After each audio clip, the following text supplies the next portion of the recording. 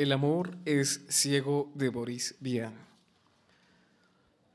El 5 de agosto, a las 8, la canina cubría la ciudad. Liviana en absoluto estorbaba la respiración y se presentaba bajo apariencia singularmente opaca. Parecía, por otra parte, teñida de azul con verdadera intensidad. Fue cayendo en capas paralelas. Al principio brillaba a 25 centímetros del suelo y los caminantes no podían verse los pies.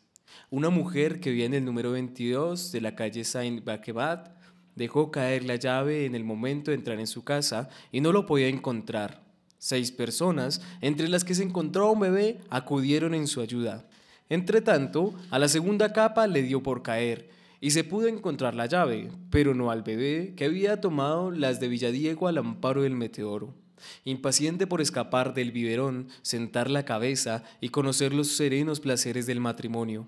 1372 llaves y 14 perros se extraviaron de tal manera durante la primera mañana. Cansados de vigilar en vano sus flotadores, los pescadores se volvieron majaretas y se fueron a cazar. La niebla se hacinaba en densidades considerables en la parte baja de las calles en pendiente y en las hondonadas. Formaban alargadas flechas y se colaba por las alcantarillas y los pozos de ventilación. Así invadió los túneles del metro, que dejó de funcionar cuando la lechosa marea alcanzó el nivel de los semáforos. Pero en aquel mismo momento, la tercera capa acababa de descolgarse y, en el exterior, de rodillas para abajo, todo era blanquecina oscuridad. Los de los barrios altos, creyéndose favorecidos, se burlaban de los que estaban a las orillas del río. Mas al cabo de una semana todos estaban reconciliados y podían golpearse del mismo modo contra los respectivos muebles de las respectivas habitaciones. La niebla había llegado por entonces hasta el copete de las edificaciones más elevadas. Y si el cimbanillo de la torre fue lo último en desaparecer, el irresistible empuje de la creciente y opaca marea acabó por fin de cuentas por sumergirlo en todo. Orbert Latouly despertó el 13 de agosto después de una dormida de 300 horas. Como saliese de una corgosa de las buenas, en un primer momento temió haberse quedado ciego.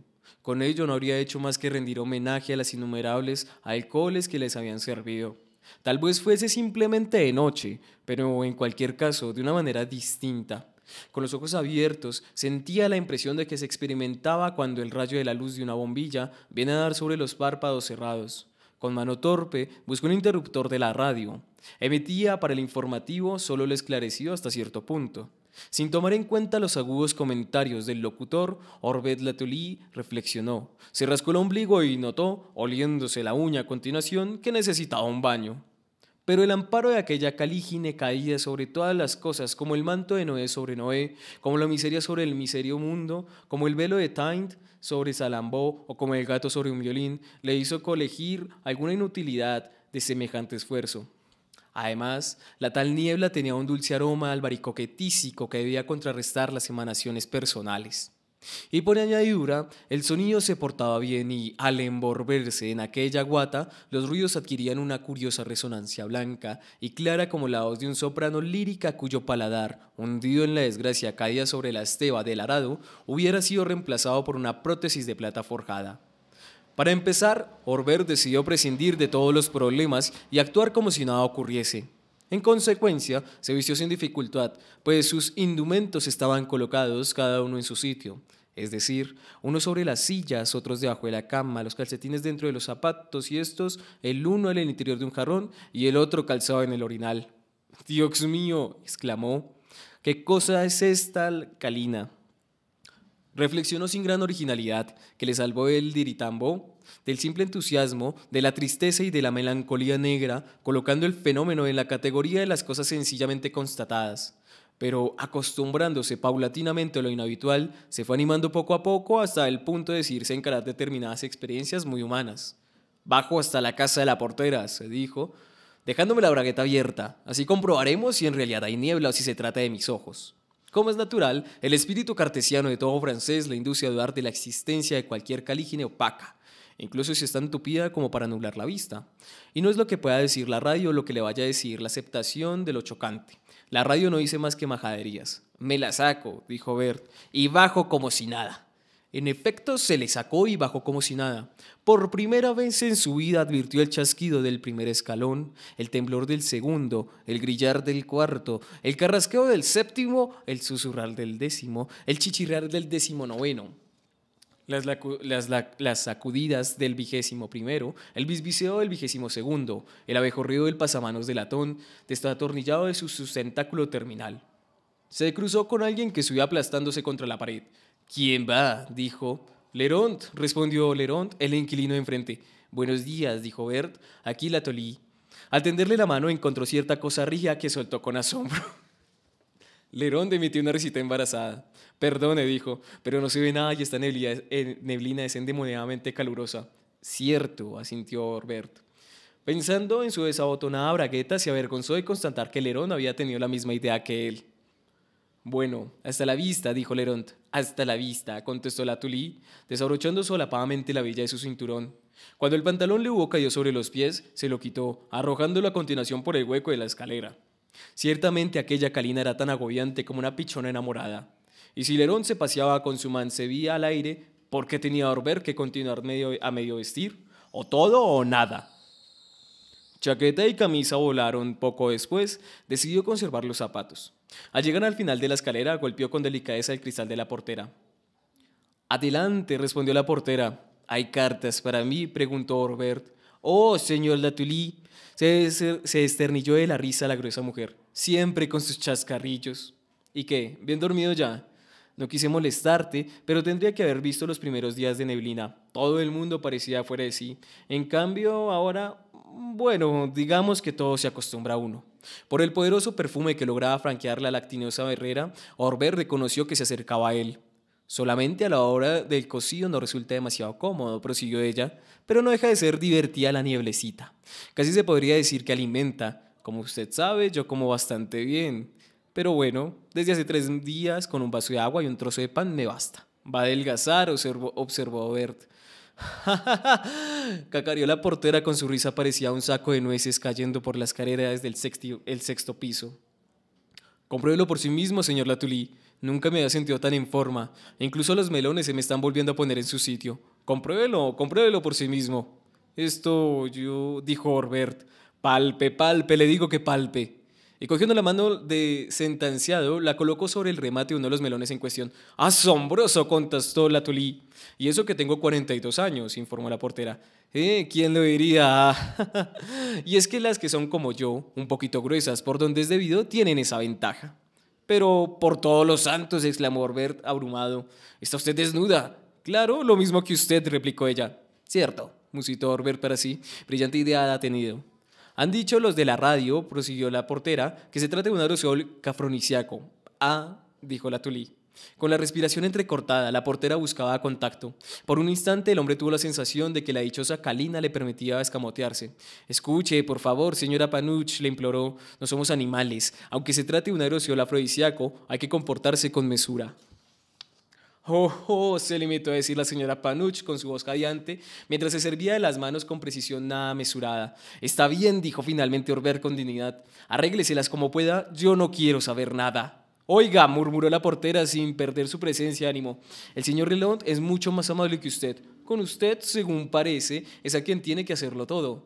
Escuche, dijo la Tulí, acabo de despertarme hoy, por lo tanto me falta entrenamiento. Descuide, le enseñaré, aseguró la portera. A continuación ocurrieron cosas sobre las que será mejor echar el piadoso manto de este desdichado mundo como sobre las miserias de Noé, de Salambó y el velo de Tanit en la Serrona. Orbert salió muy vivaracho de la portería. Una vez en la calle gustó el oído. Es perfecto, se echaba al falta el ruido de los automóviles, pero en su efecto se dejaban oír innumerables canciones y las risas chisporroteaban por todas partes. Un poco aturdido, se adentró algunos pasos en la calzada. Sus oídos no estaban acostumbrados a un horizonte sonoro de tal profundidad y se sentía algo extraviado. De repente se percató de que estaba pensando en voz alta. Dios mío, decía, una niebla afrodisíaca. Como se puede ver, sus reflexiones sobre el particular habían progresado poco, pero es preciso ponerse en el lugar de un hombre que duerme durante 11 días y que despierta en medio de una oscuridad total, complicada además por una especie de generalizado y licencioso envenenamiento. para constatar que su obesa y ruinosa portera se ha transformado en una valquiria de senos puntiagudos y abundantes, en una vida Circe en el antro de placeres imprevistos. ¡Caramba!, dijo Bert para precisar algo más en su pensamiento. Y dándose cuenta de que de repente estaba al pie firme en una misma mitad de la calle, sintió miedo y retrocedió hasta la altura del muro, bajo cuya cornisa caminó a lo largo de un centenar de metros. A esa distancia se encontraba la panadería. Como una dietética estrictamente aplicada le constreñía de consumir algún alimento después de cualquier esfuerzo físico notorio, entró en ella para procurarse un panecillo. Una gran algaraza parecía reinar dentro del establecimiento. Orbert era un hombre de pocos prejuicios, pero cuando comprendió lo que exigía la panadera de cada cliente y el panadero de cada clienta, sintió como se le erizaban los cabellos de la cabeza. ¡Por todos los diablos! Si le doy pan a 2 libras, estaba diciendo aquella, tengo derecho a exigir que usted un formato equivalente. Pero señora, protestaba la aguda voz de un viejecillo a quien la Tolí reconoció como el señor Curepipe, anciano organista de la iglesia del Muelle. Pero señora, y usted es el que toca el órgano de tubos, exclamó la panadera. El señor Curepipe se enfadó. Yo le enseñaré yo a reírse de mi órgano, dijo amenazadoramente, dirigiéndose con paso apresurado hacia la salida. Pero antes estaba la Tolí, a quien el choque cortó la respiración. El siguiente, ladró la panadera. Quisiera pan, dijo Orbert con esfuerzo, dándose un masaje en el estómago. Un pan de 4 libras para el señor Latulí, vociferó la expendedora. No, no, gimió Orbert, apenas un panecillo. Grosero, le espetó la tabonera, quien, dirigiéndose a su marido, dijo a continuación, oye, Lucien, ocúpate de este, así aprenderá lo que es bueno.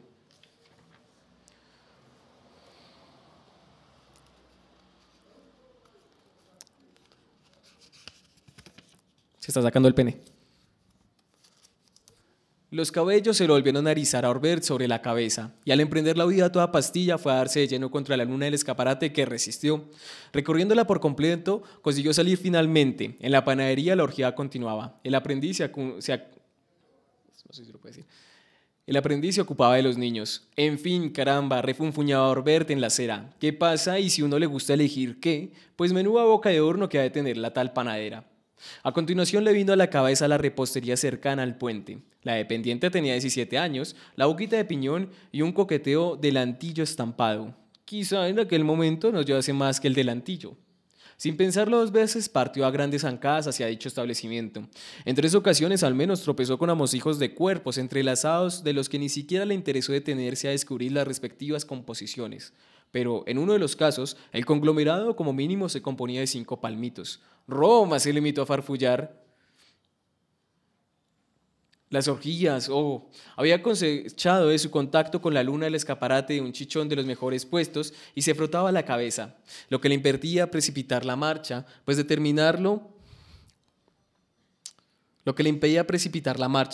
determinada presencia que participaba en su persona, pero que le precedía a mucha distancia, le incitaba a llegar a la meta lo antes posible. Cuando creyó que se acercaba al objetivo, optó por caminar por las fachadas de las casas para guiarse por el tacto. Pero el redondo disco del contrapachado sujeto de pernos, que mantenía en su sitio una de las rajadas cristaleras, pudo reconocer el establecimiento del anticuario. 2 números más allá, la repostería. De repente topó con todo el cuerpo con que otro, inmóvil, le daba la espalda. Sin que pudiera evitarlo, se le escapó un grito. No empuje, respondió una voz profunda, y apresúrese a separar las cosas de mis posaderas si no quiere que le parta ahora mismo la cara. Esto yo no pensará, dijo Orbert. Y se giró a la izquierda para salvar el obstáculo. Segundo choque. ¿Qué le pasa a este? Se interesó la segunda voz de hombre. A la cola como todo el mundo. Siguió el estallido de carcajadas. ¿Cómo? Acertó decir Orbert. Está claro, explicó una tercera voz. Seguro que viene a buscar a Nelly. Es así, dijo Orbert. Está bien, póngase en la cola, prosiguió el hombre. Somos unos 70 ya. Orbert no respondió. Sentía el corazón desgarrado. Volvió a ponerse en camino sin esperar a averiguar si ella llevaba o no su delantalillo estampado. Tomó la primera a la izquierda. Una mujer venía precisamente en sentido contrario. Tras el choque quedaron, cada uno por su lado, sentados en el suelo. Perdón, dijo Orbert. La culpa es mía, respondió la mujer. Usted circulaba por su derecha. ¿Puedo ayudarla a levantarse?, se ofreció Orbert. ¿Está usted sola, no es así? ¿Y usted?, preguntó ella a su vez. ¿No estarán a punto de echárseme encima 5 o 6 de una vez? Seguro que es usted una mujer, continuó Orbert. Compruébelo usted mismo, le contestó ella. Se habían aproximado el uno al otro y el hombre pudo sentir contra su mejilla el contacto de unos cabellos largos y sedosos. Ahora estaban de rodillas y de frente. ¿Dónde encontró un lugar tranquilo?, preguntó Orbert. En el centro de la calzada, dijo la mujer. lugar hacia el que se dirigieron, tomando como referencia el bordillo de la acera. La deseo, dijo Orbert. Y yo a usted, dijo la mujer. Mi nombre es... Orbert la cortó. Me da lo mismo, dijo. No quiero saber nada más de lo que mis manos y mi cuerpo me revelen. Proceda, le animó la mujer. Naturalmente, constató la Tully. Va usted sin ropa alguna. Igual que usted, respondió ella. Dicho lo cual, se estrecharon el uno contra el otro. No tenemos ninguna prisa, prosiguió la mujer. Comience por los pies y vaya subiendo. A Orbert le extrañó la proposición, se lo dijo. De tal manera podrá ser consciente de todo, explicó la mujer. No tenemos a nuestra disposición, como usted mismo acaba de constatar, más que el instrumento de investigación que significa nuestra piel. No olvide que su mirada no puede atemorizarse, su anatomía erótica se ha ido al traste. Seamos francos y directos. Habla usted muy bien, dijo Orbert. Leo siempre los tiempos modernos, informó la mujer. Venga, comience de una vez con mi iniciación sexual. Cosa que la Tully no se privó de hacer reiteradas veces y de diversas maneras. Ella mostraba indudables condiciones y el terreno de lo posible es muy amplio cuando no hay temor a que la luz se encienda. Y además, eso ya no se usa. Después de todo, las enseñanzas que le impartió Orbert a propósito a los 2 o 3 truquitos nada extrañables y la práctica de un empalme simétrico varias veces repetido acabaron infundiendo la confianza de las relaciones y allí llevaron de tal modo la vida sencilla y regalada que hace los humanos semejantes al Dios Pan. Al cabo de un tiempo, la radio anunció que los sabios estaban constatando una regresión regular del fenómeno y que el espesor de la nieve aminoraba del día a día. Como la amenaza era de consideración, se celebró un gran consejo. Muy pronto se encontró una alternativa, pues el genio del hombre nunca deja de sorprender en sus 1000 facetas. Cuando la niebla se disipó, según indicaron los aparatos detectores especiales, la vida siguió felizmente su curso, pues todos se habían hecho saltar los ojos.